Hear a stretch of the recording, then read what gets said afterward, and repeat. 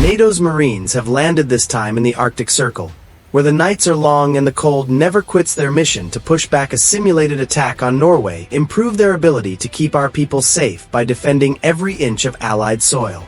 But as these Marines are about to find out, the Arctic is unlike anywhere else in NATO, and it will push them to their limits.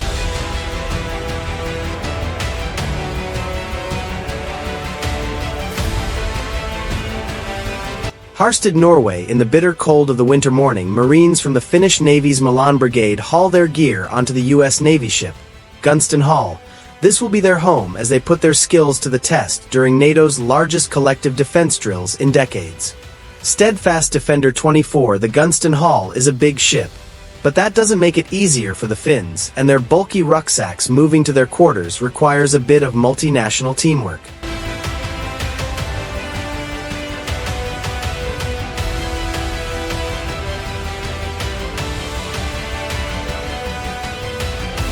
It's way harder to navigate than I thought. It's pretty cramped. You must stop. Anchors away for this exercise. The Gunston Hall will patrol the massive fjords of Norway's Arctic coast and help the Finnish Marines launch raids on the shore to get there. They'll hitch a ride with their Nordic neighbors. The Swedish Amphibious Corps sent 2 CB-90 combat boats to the exercise, each capable of carrying more than 20 Marines to shore. They dock in the Gunston Hall's well deck, a massive floodable compartment that allows it to carry small boats. The Amphibious Corps was formed to defend Sweden's long, rugged coastline, including the more than 30,000 islands and the Stockholm archipelago. Now they're learning how to apply their specialized skills to the collective defense of NATO allies.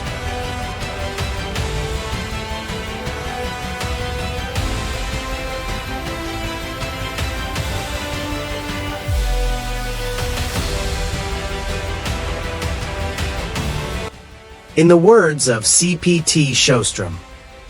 So what's the distinguished Swedish Marine is that we operate so dispersed we can operate by ourselves for a long period of time in pretty harsh environments. But what makes a Marine? Amphibious troops all over NATO take pride in being able to cope with the toughness of their job. In the words of Maj Bjorn Roberg, well, you have to be resilient, and you have to have a strong will. A will to push yourself to the extreme and a bit further. They work in wet, often cold conditions. They have to travel light and without the guarantee of resupply. They must think on their feet to get the job done.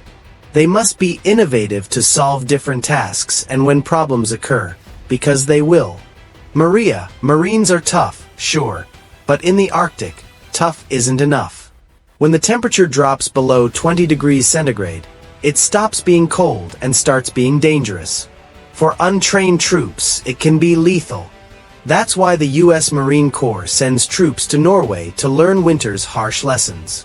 These Marines from 1st Battalion, 2nd Marine Regiment, have hacked a home out of the dense force and deep snow near Söderman. They sleep and wake in extreme cold to drink. They boil snow.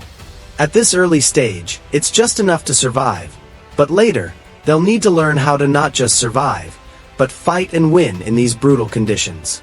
In the words of Lieutenant Col Ted Driscoll, we have a large number of Marines who have never been in the snow in their life before. So as Marines, we have a hallmark of being able to fight in any climate place. And in order to do that, it just takes practice and just grow in that proficiency through the repetition. For Marines used to firm ground, the deep snow is a serious obstacle. Walking through it would quickly exhaust them. The only option is to glide along the surface using skis. Easier said than done, perhaps in the words of First Lieutenant Samuel Kowaleski, following is all part of it. Just learning the right ways to fall, and then the best ways to get back up after you fall is very important.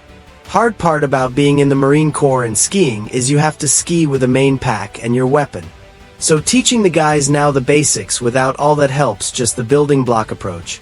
They're picking up very fast, and I'm really happy with what I'm seeing. Out here, the Marines need a reliable source of food, fuel, and ammunition. Getting it to them, though, can be a struggle. In the words of 2nd Lieutenant Timothy Covert, What we're seeing right here is offloading of a resupply that comes in every couple of days. So that's the biggest challenge, is just the sheer amount of logistics that's required. Sustained, everything gets doubled out here, and significantly more complex. The cold exhausts not just the body, but the mind as well. Eventually your willpower breaks down, despair creeps in, and thoughts turn from accomplishing the mission to saving yourself. While you still can, the Marines call this going internal to stop this from happening. They rely on their greatest resource, each other. In the words of Call Adam Collins, at least for us, just kind of joke around with each other, poke and prod with each other, share stories, and the spirit's up and the motivation can't let anyone break off. In the Marine Corps, have you ever done anything this hard? No, not really. I personally think this is my hardest training op I've ever done. While Norway sleeps, Finnish Marines get ready to sneak ashore on Swedish combat boats. Far from the theatrics of Hollywood, modern amphibious operations often rely on speed and stealth to succeed. That's where the Swedish Marines come in. The combat boat 90, or CB-90, cuts through the Norwegian fjords like a knife with a steel-reinforced hull that can grind against the rocky Nordic shores, and enough gun mounts to handle any threats on the beach. CB-90 is an apex predator in its natural environment. In the words of SGT Ander, it's like driving a sports car. It's the best work I could imagine. It's built to be durable and can go ashore on rocky cliffs, virtually anything. What? How was the ride? It was good. Fair enough. The Finnish Marines of the Naval Brigade are unique. Unlike the rest of their country's defense forces, their first language isn't Finnish, but Swedish. This means they can work hand in glove with their Swedish counterparts. Our brigade is founded by a Swedish king. A Swedish company can come to Finland, report into the battalion commander, and 3 hours from that, they can do a combined mission already. Together, the Marines must trek through the hilly terrain to scout out a helicopter landing zone. The forest is dense and the ground is steep. It's slow going, even for expert skiers like the Finnish Marines. In the words of CPL Oman, thing about Finns is we all, more or less, grew up on skis. But yeah, I'm a bit scared to climb the biggest hills here, because it's quite different from Finland. Finland is very flat with the landing zone secured. It's time to kick off a uniquely NATO operation. An Italian helicopter lifts a Finnish snowmobile off an American warship and carries it to a clearing in Norway. Helicopters are coming. 39er. This is 30U. This snowmobile will make their lives much easier as they push further in them. Meanwhile, the Swedish fire control team decides to get a head start on NATO integration. They meet up with the Italian Marines from the San Marco Brigade, who have landed nearby and are practicing calling for artillery fire from an Italian warship. Uniform fire mission. Fortunately, the Swedes are already familiar with alliance tactics and procedures.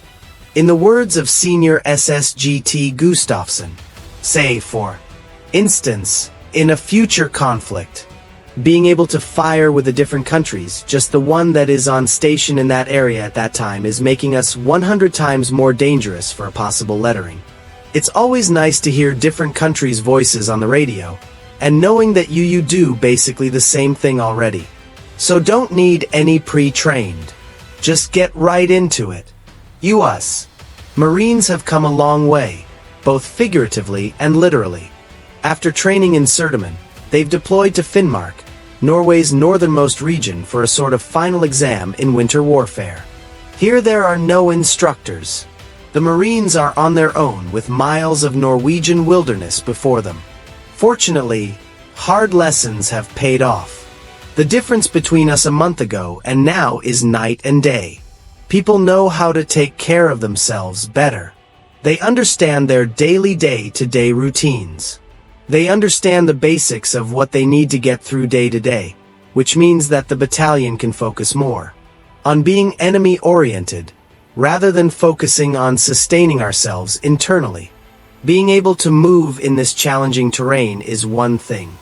Being able to fight is quite another. The deep snow slows the Marines down, And in this mostly featureless landscape, there's little cover from hostile fire to prevail. The Marines need to be fast and aggressive, being able to operate an environment like this truly makes us capable of operating in any climate, place which provides more options for our decision makers when they need the military to respond. As these young Marines and sailors get to work side by side with the Norwegians, with the Finns, with the Swedes, their own confidence in just how good these allies are continues to grow. In March 2024, while its Marines were deployed to Norway, Sweden made history by formally joining NATO as the alliance's 32nd ally. It was an emotional moment for the Swedes, who, in joining NATO, ended more than 200 years of military non-alignment. Being part of NATO feels good from now. It's a lot easier in many ways, and I hope the interoperability with the allied partners will be easier from now. Sweden's joining NATO absolutely makes the alliance stronger. I can tell you, they are highly competent. They are very skilled, and they share our values and our kind of collective ethos that goes into our operations. The Nordic countries are now united under the banner of collective defense, at a time when European security is threatened by a major conflict. NATO's Arctic Marines must stand ready to defend the alliance no matter the time or place. The